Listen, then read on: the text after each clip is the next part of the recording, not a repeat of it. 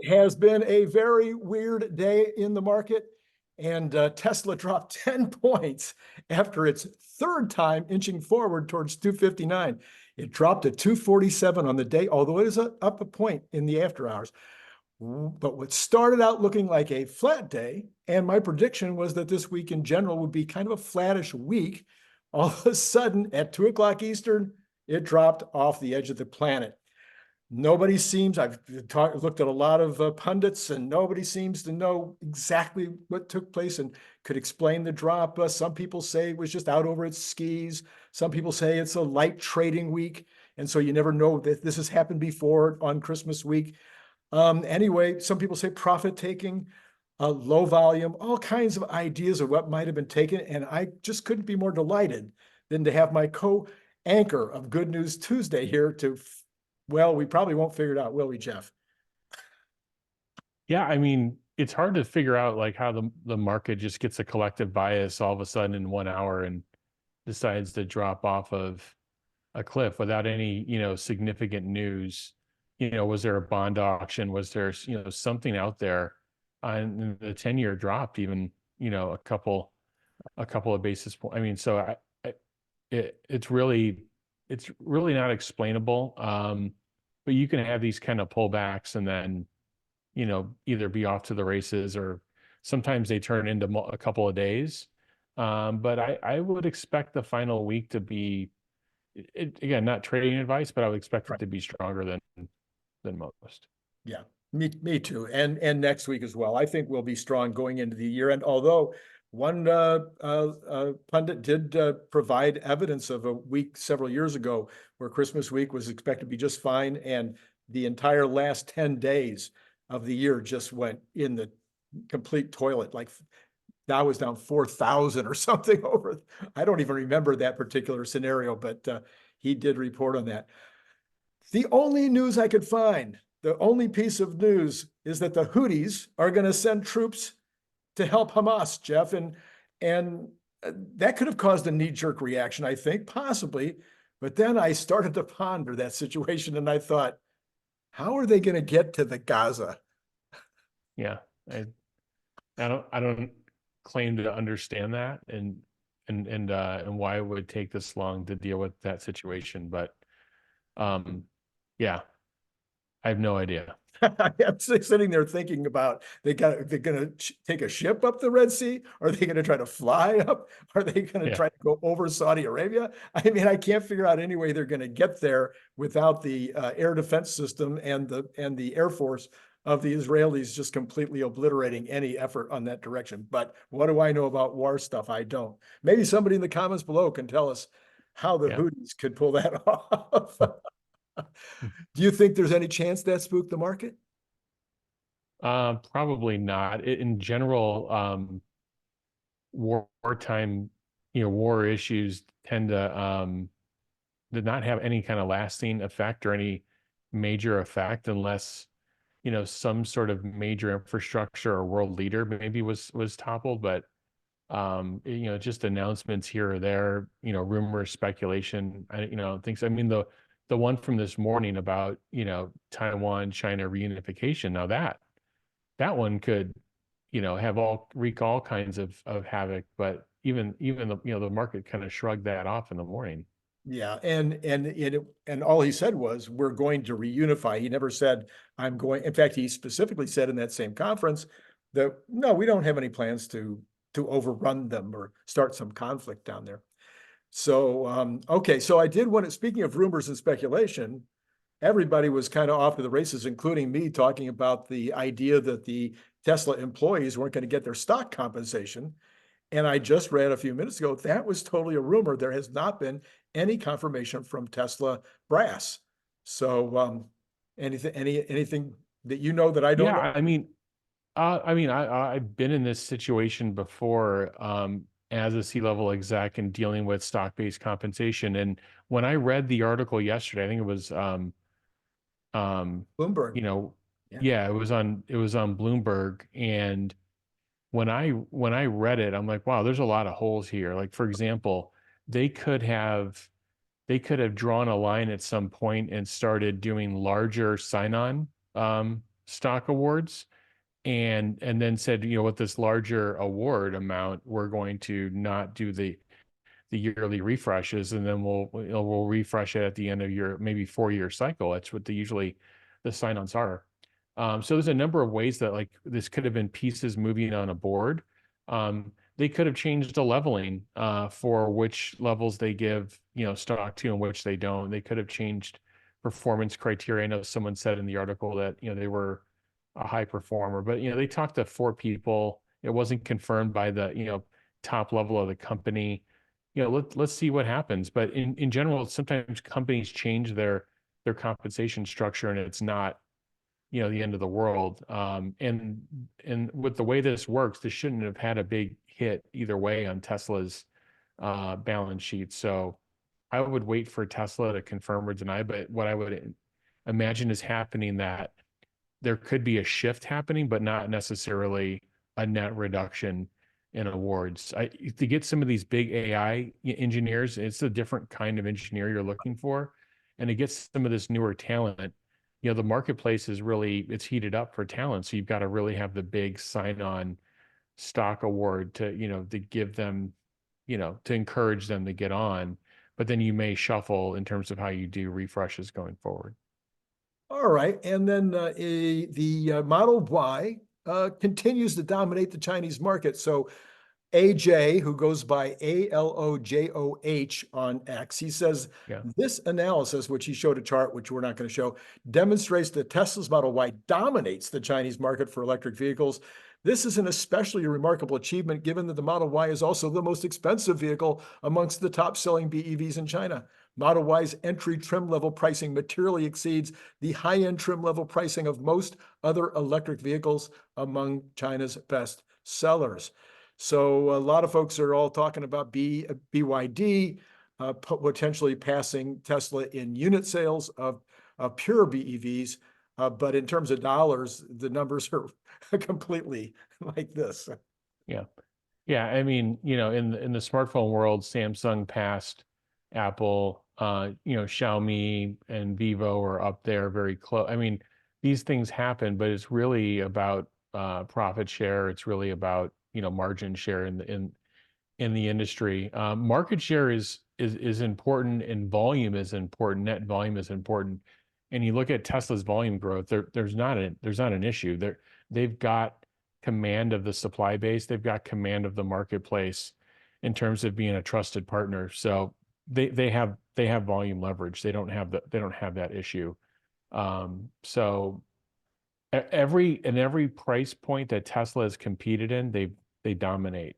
So as soon as they get below 30K in China and can deliver a vehicle, in that price range, they're going to start dominating a whole new class of vehicles there. And I would imagine that BYD would struggle if they are going to take the unit share, piece of it, which they may do this quarter. As soon as Tesla is able to participate below 30K, I think they take it back. Yeah, and of course, the other thing is they need more production capacity.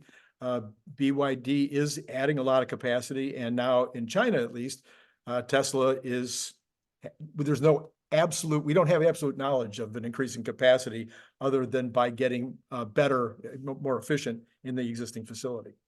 Well, they're running well above the stated capacity of that facility. So yeah, I think they've got flexibility to potentially even do more. I don't know if November was peak production, even the 1.1 or 1.2 run rate. I don't even know if that's even peak for them yet. So they definitely have more capacity there than what they've stated.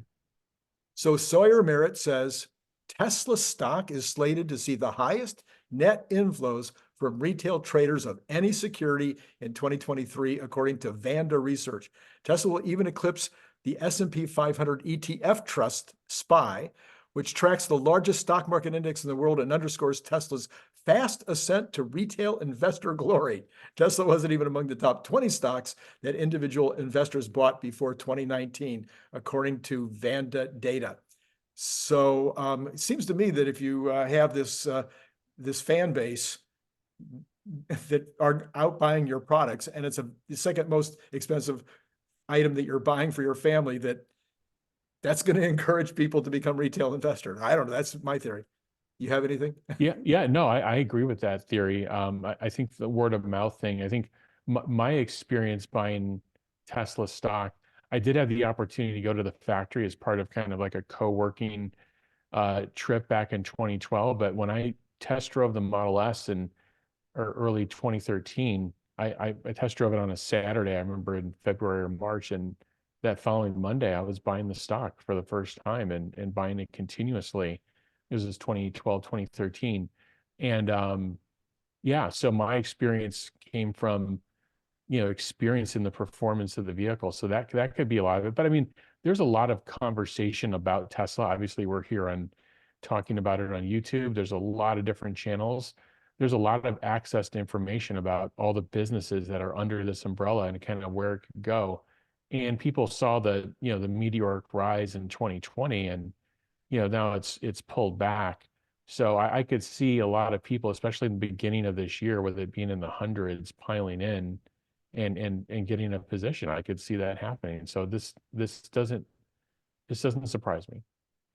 All right. Well, listen, the thumbnail said that says that they will make 125,000 Cybertrucks in 2024, rather. And people are probably wondering how I know this, because nobody else is reporting on it. And I'm surprised nobody else is reporting on it, because I'm sure I wasn't the only one to receive an email today giving me my exact number. I've posted it somewhere. Now I can't find it. It was around 157,000, something about that, roughly 157,000. And they said that I should expect delivery about February of 2025. Didn't take me very long to kind of just plug that in and say, well, in order to hit number 157,000 by February 2025, they're going to have to make about 125,000. They must be expecting, they must be anticipating, that must be their theoretical goal, or they wouldn't have put out the email. Oh yeah, I don't have that email. You're saying you got an email to configure your vehicle and they gave you a delivery? It wasn't order? a configuration. It wasn't for configuration. It was just, here's your number. And so therefore kind of expect that that's when your delivery date will be coming up. Oh, and this came from Tesla? Came from Tesla. Oh yeah, I don't have that, so I can't speak to it. I can see them, going for a pretty big number. I think we're going to have to see where the first quarter comes in. I am not as encouraged as everyone else when I see, like I saw 40 Cybertrucks out in the parking lot. That's not a big number. You've run production before. They're just getting off the ground. And I'm not, by the way, I'm not discouraging, or I'm not saying they're doing a poor job ramping. It's just, they're going to have to go from a few thousand, maybe 1,000 run rate in a month to, many thousands very soon in order to make a number like that. And, we've seen some encouraging clips and things that they allow us to walk through a certain very small portions of the factory. But when you see those processes running, they're running at 25% of the speed, maybe on one shift. And we don't see where all those parts are going and how is it going to General Assembly. Is everything fitting together and everything's great? I don't know what the yields are building this product. I'd have to imagine it's pretty difficult in the beginning. I have this kind of, I mean, my advice is to listen to what Elon, when he says, this is going to be incredibly difficult product to build. It's going to be very slow in the beginning. I would listen to what he says. I'm more of in the camp of in the 70,000 range, 70 to 80,000 range for the coming year. And then I can see them getting to, peak capacity at some point, in the following year. And then, yeah, so to me, I'm more of in the 75K range for the coming year. And it's really hard to look out past it. But I do think the demand is very high. I do think people really want this product. But we got to see them really get mass production off the ground. I did find my note. My number is number 153,915. and expect to ship in February 2025. Anyway, I thought that was pretty darn interesting. Maybe some more people have received their email. Let us know in the comments below. That'd be great to hear from others about that. So one of the things about the Cybertruck, I've been a little disappointed in the halo effect in terms of what's happening with the stock market. I thought with these amazing reviews that we would see a pretty dramatic increase in the stock just because of the Cybertruck. I wonder whether my thinking about that is that the mainstream media has done nothing on it. I mean, what do you want to call it? The traditional press, the traditional television stations, CNBC, et cetera. I mean, they're just not covering it at all. And so, yeah, these other guys are getting 10 million views, 12 million views, whatever, but that's going to the aficionados. That's going to people that love cars or love Tesla. It's not getting out to the general public. What do you think? Well, I don't think traditional media is the general public anymore. I do think a lot of those views are moving to mediums, in social media and like YouTube, for example. So I'm a little bit in that boat, but yeah, I agree with you. I mean, CNBC was openly mocking the truck the week of the launch and laughing at it. I put a couple of clips on my X feed that week of it, and yeah, I mean, it's just the continued anti-Tesla, anti-Elon movement of they're not putting ad dollars, therefore, we've got to talk about that, not only not talk about it, but necessarily talk negative about it and really talk up what the competitors are doing. I have posted, the ad dollars that Toyota spends. Toyota had a 1.9 million unit RAV4 recall. It's a safety recall with the battery. Right. The battery fires. Today, I didn't really hear much about it. And then they've got the airbag recall. There's just, I mean, there's obviously all the news with Ford and what's happening with, the F-150 and them cutting production in half. And they've turned it into the media's turned it into a positive. So, but you can see, I mean, I've done the math. I mean, if the math is correct and, these numbers move around. But I mean, between Toyota, Ford, GM, I mean, it's $300 or $400 million a year that go to just NBC Universal and CNBC. I just looked at that network pairing.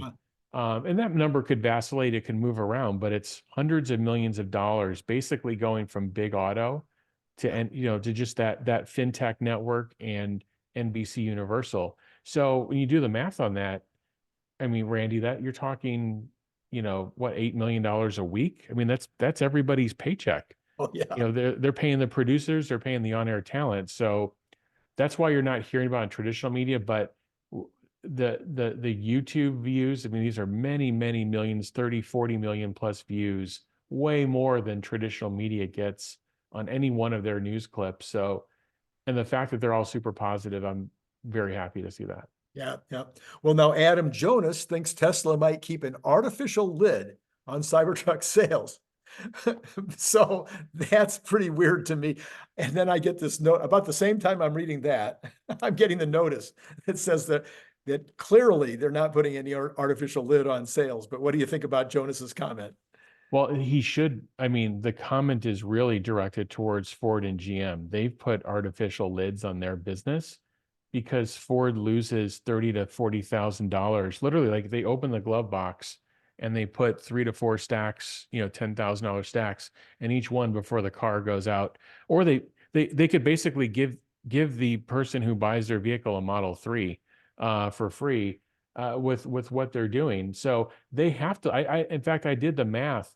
I think if Ford jumped from like 25K to 90K in a quarter of EVs, which is basically where they promised they would be. In fact, they thought they would be at 150K a quarter. But if they got to like 80 or 90K EV run rate a quarter, they would have wiped out all the profits from their ICE business and been set to zero and basically been teetering on a money losing company. So they can't even make half of what they promised. So GM and Ford have the lid.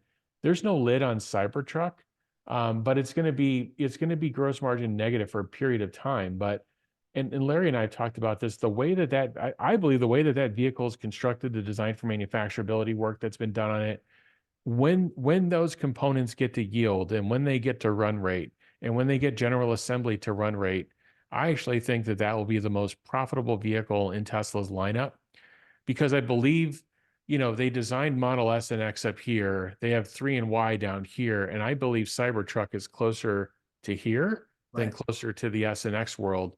So I believe it's just, it's in the order of maybe $5,000 to $10,000 more, hopefully, to build in a Model Y, somewhere in that area, depending on how it's outfitted. So, and I also think the accessories business that goes along with it, the Tesla's, I think that whole thing together is going to give them a really high gross margin product line. So I don't think they're putting a lid on it. Yeah. So now we have the Kathy Wood interview coming up with Elon Musk. That was a pretty exciting announcement. Did you send in a question? I haven't sent in a question. I've been pretty busy this week, but I'm pretty excited, and that's going to be on Spaces, right? He says, yeah. Yeah, it should be good. Yeah, I got my question in. Nobody could guess what I was going to ask. Something about robots. I don't know. Anyway, let's Yeah. see here. So we have the Fed pivot is affecting housing. So we look at next year's general, business climate, the general economic climate next year. One of the categories that has had the most downward pressure on it has obviously been housing, in terms of both the residential build, in terms of the aftermarket for residential products like durable goods and whatnot. But now with the the mortgage rates have already come down over 100 basis points, like 120 basis points. I think this week it's at 6.89 from 9.1. It's now at 6.89. So we're now into 6 handles. And as you pointed out, the bonds dropped another 88 basis points today. So we're down into the the numbers start to get to you. You know what I'm talking about? Yeah. We're into the 3.9 range now on the 10-year. So I could see where the housing market is about 4 to 5% of the total US GDP. Then the mortgage and finance part of it is another 3%. Then you've got the aftermarket that comes in after that. It's a big, big deal if residential housing starts to pick up again next year. Yeah, and we have to be careful. It's a third of the CPI, so and it lags. So it'll be interesting to see if more of this damage flows through, or not. I mean, I saw housing starts up, but it'll be interesting to see if there's any more of this kind of residual damage, either with prices or, or just is inventory ready to pick up or not. So it's be interesting to see also by region how that happens and how that plays out. I think housing's definitely different by region, but I don't think we're done yet with the Fed damage that they've done in terms of all their rate hikes. But there is some logic to say that, builders and people could be, knowing that now that they've forecasted 2 or 3 reductions in the coming year, and then 4 or 5 in the following year, it's like, okay, well, let's get these projects started. Yeah. And let's bet that we're going to be in a lower interest rate environment by the time I've got these houses and I got to put them on the market. Yeah. And the same thing with cars. The fleet is now, I looked it up. It is absolutely the oldest it's ever been in history. And, cars last longer. And I started thinking about, how about old people? Do people hold on to their cars longer? And I'm thinking, because we have the aging population, I really don't think that's it. I think there's pent-up demand. There was certainly this year. I think everybody was surprised in the US that the SAR, which is the retail component of car sales, was 16 million, I think. I haven't looked at it recently in the last couple of weeks, but I'll be interested to see what they're projecting for the following year. If it's another big year, I mean, what then will be interesting is what's the EV adoption rate. We know it's still doing well in China, still doing well in Europe. In the US, it's just, you could have a quarter-on-quarter slowness, but you're talking about going from 70% to 45% growth. So I don't view that as an issue. The media likes to play that up. But what I've seen in the past, if you look at EV adoption curve over like in the US over a 3-year span, and you look at it by quarter, there are quarters where it slows down. That's just how things work. There's Right. seasonality, there's things that could happen, but it usually picks right back up and it keeps, it's up and to the right kind of thing. So if we get another 16 million SAR in the US, let's say it's flat, and so there's still more pent up demand, and EV adoption, goes to 12, it's at 8%. I think some places have reported 8.7. If it goes to 12%, now 1.9 million or so, EVs have to come from somewhere in the US. And I only know of one OEM that's added capacity. That's Tesla. So that one's interesting to me. No one's really been able to give me a really good answer of where all these EVs going to come from, if that adoption rate continues to go up and to the right. The only reason that there could be any slowness in adoption rate is because of, Ford, GM, and some of these other companies were able to produce a few more EVs at very high prices that are underfeatured, underperformed, and didn't sell. As a result, when consumers went out and compared a $68,000 Lyric to a $48,000 Model Y, they said, "Well, I'm going to get the better car at the lower price." Yeah, I could see So, that. Yeah, so in general, I 100% agree with your comment. In fact, I think I've repeated your comment several times on air here, is where are those other cars going to come from? I just don't see any place else that could produce those cars. And I think the demand will be there. The Midwest is nowhere close to the demand levels that we're getting on the coasts. I mean, I can correct. drive, I'm in Riverside. I'm not even in West LA. I'm in Riverside, 50 miles away from the airport.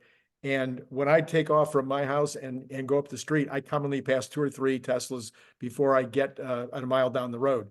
So it's they're everywhere here in California, but you go to Missouri or Iowa, you're not going to get the same story.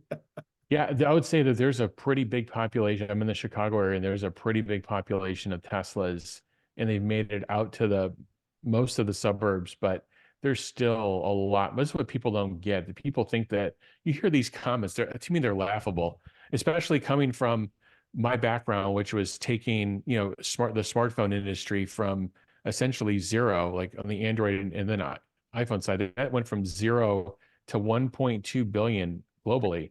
Right. And I find it comical to listen to people saying, well, everybody who wanted an EV bought an EV. That's the stupidest thing. If anybody says that to you, they've never produced anything, or they've never studied production and distribution, and they have no understanding of it, because we're nowhere near in terms of global penetration and in terms of inter-country, inside your point about the US, Right. we're nowhere near fully penetrated on EV. And um, so there's just tremendous growth that's in front of it. And one of the logical ways to get more of that growth is to be very competitive on pricing and continue to bring that pricing curve down. But there's still tremendous amount of growth that's out there. It's just there's an awareness and there's a cultural thing behind also going to EV that Tesla's going to have to figure out with consumers. But the word of mouth thing is very, very powerful.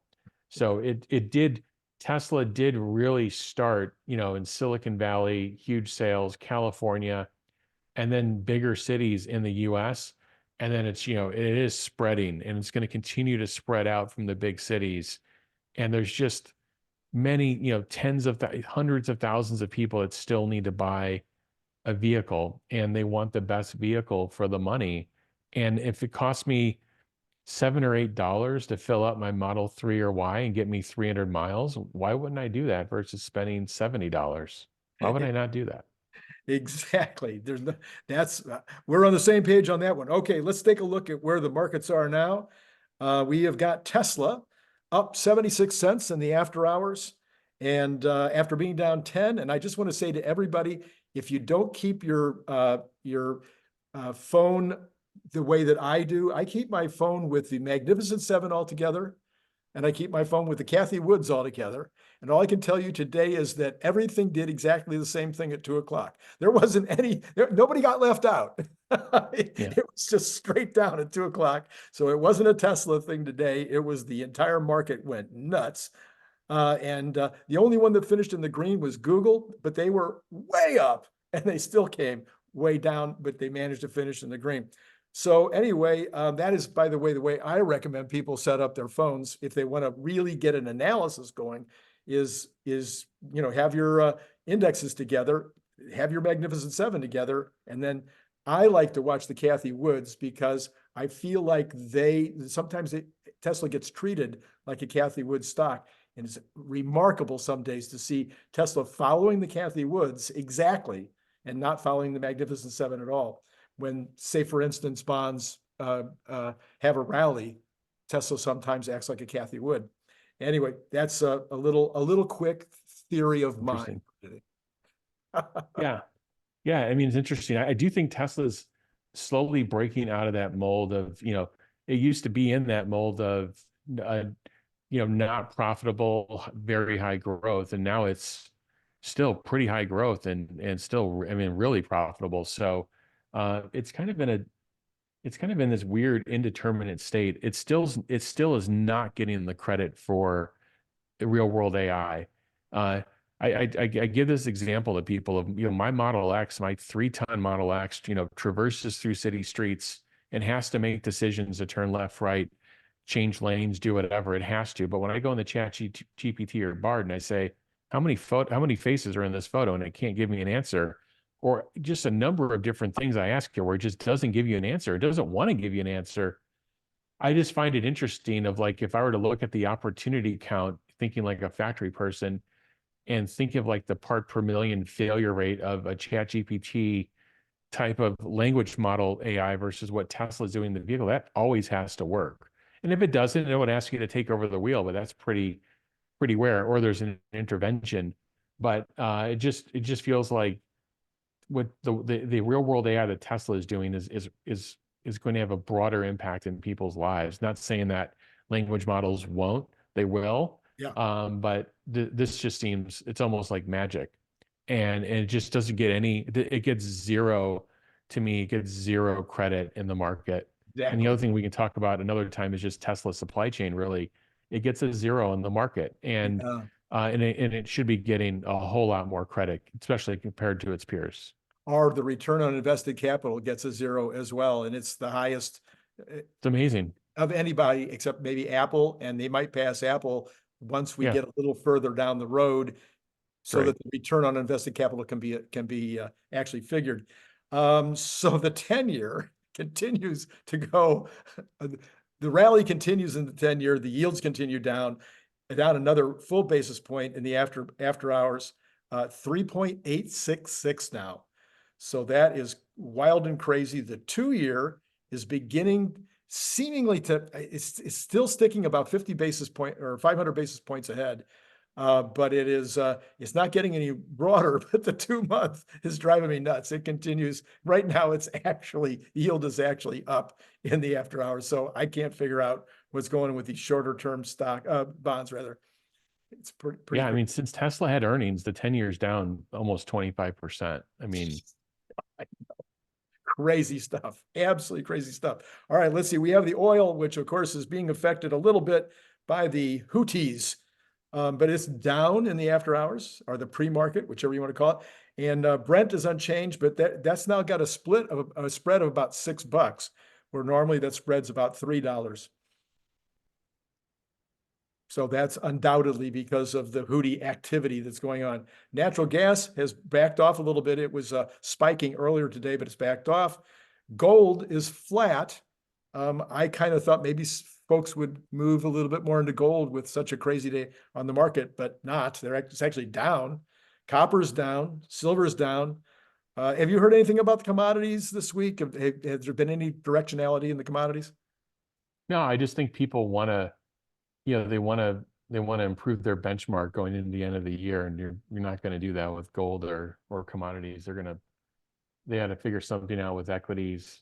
So I think people are just trying to figure it out. Bitcoin's getting a bid again. Almost got the 44K today. I So know. you have them all out. All the SH blank T coins are also had some interesting bids today. So Yeah, indeed, indeed. And then the dollar, I thought the dollar would continue to collapse in this environment with the bonds just dropping off a rock. But then all of a sudden the Brits came in with very good inflation numbers.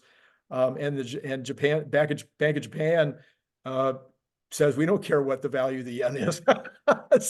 yeah, Basically the dollar is strong in the pre-market right now. And let's go look at the Dow. The Dow is up 67 or 0.18. The S&P is up $8.75 or 0.18. And the NASDAQ is up 41.75 or 0.25. So we have, there was no real evidence, a little tiny bit of evidence of some kind of a transfer of out of the techs and into the broader market. But we're not seeing that right now in the pre-market. Today, the NASDAQ was down more than the Dow, but not by a ton. yeah. Today they were kind of shooting at everyone and felt like they want to get the S&P below 4,700. So it'll be interesting to see how the next couple of days play out. Indeed, I think it will. It's again with low trading and we had some options expiring today, which might have also played into everything. A couple of people were suggesting that might have been part of it. But anyway, Jeff, thanks again at Tesla. No, at Tesla Jeff. At the Jeff Lutz. No, at the Jeff Lutz. Not Tesla Larry, but you should follow Tesla Larry too. You should follow Tesla Larry. I put everybody down. Every one of the co-hosts is now down in my description. So if you're looking to follow any of the co-hosts, you can go down in the description and find all of the information that you need to do that. the Jeff Lutz. Yes, because there's only one, right? Only one real Jeff. As far as I know, and that's good for the world. So. Oh, no, not that. All right, Jeff, thanks so much for coming on board again and co-hosting. You tell me that you might not be with us next Wednesday. You've got family and parties and cooking and all kinds of things going on next Wednesday. So, we'll see how it goes. We'll hope that you find a minute, but if not, we'll look forward to seeing you in the new year. Yeah, and I hope everyone has a great holiday and Christmas and Hanukkah, whatever you celebrate. Please enjoy it. Thanks again, Jeff. And to all of you out there, it's been great talking to you.